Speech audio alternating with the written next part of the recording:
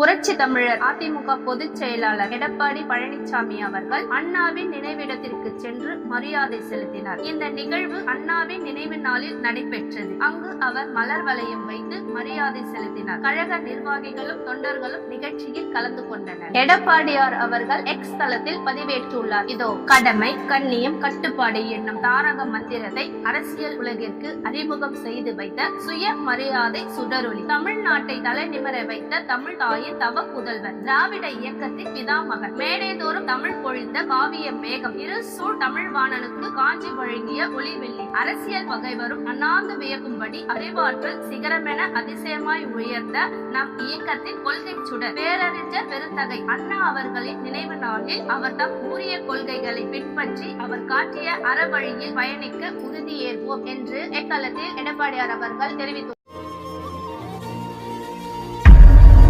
நாளைய தமிழக சேனல் நேயர்களுக்கு வணக்கம்.